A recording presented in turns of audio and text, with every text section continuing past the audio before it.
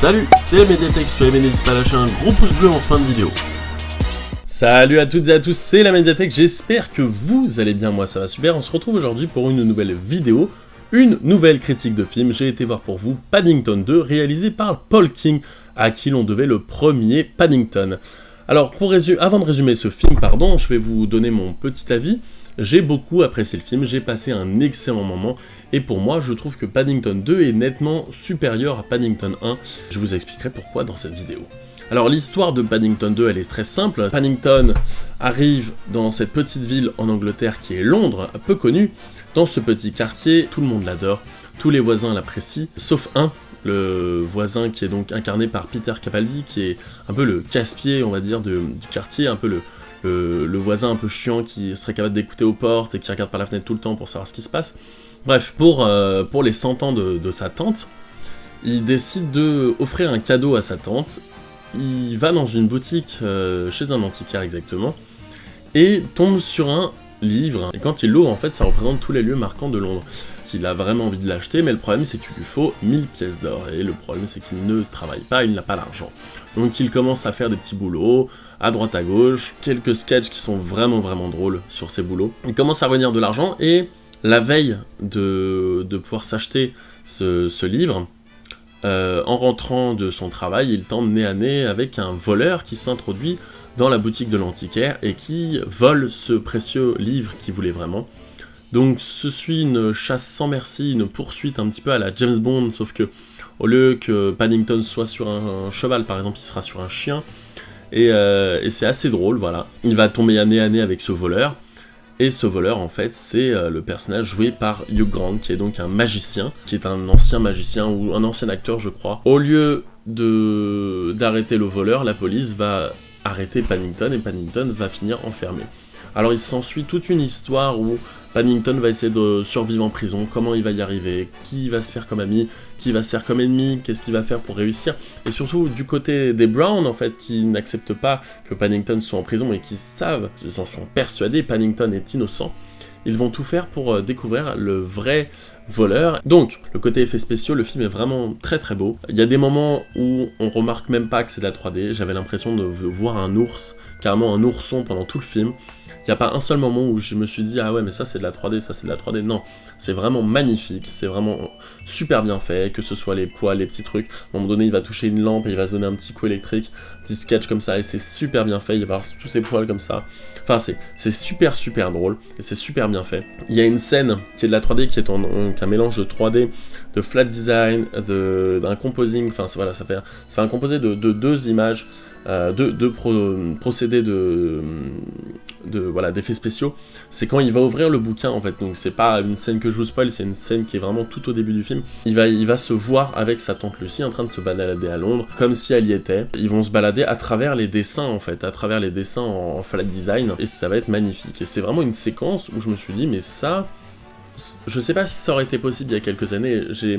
J'ai lu un article qui disait qu'ils avaient voulu intégrer cette scène dans le film précédent, mais qu'ils ne savaient pas comment l'ajouter à l'histoire, et surtout ils n'étaient pas sûrs qu'ils avaient les moyens de faire une scène comme ça, parce qu'apparemment c'est une scène qui a coûté très cher, et grâce à l'argent qu'ils se sont fait avec le film précédent, je crois qu'ils se sont fait un truc du genre 250 millions de livres pour le film auparavant, ils ont pu tranquillement se faire ce petit passage qu'ils voulaient vraiment se faire.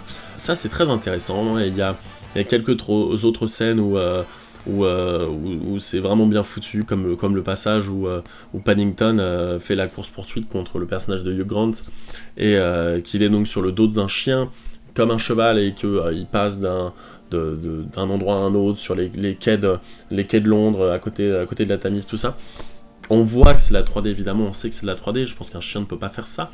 En tout cas, si le chien le fait, en tout cas l'ours, lui, n'est pas réel, donc je pense que ce serait trop compliqué de mettre une caméra sur le chien, ça, voilà, bon, donc c'est de la 3D. Pour parler des sketchs, il y a beaucoup de moments où j'ai beaucoup ri, pas arrêté de rigoler, il y a des moments vraiment super drôles. Je pense que c'est un film vraiment familial, un film de Noël. D'ailleurs, c'est pour ça que j'ai mis ce petit bonnet de Noël.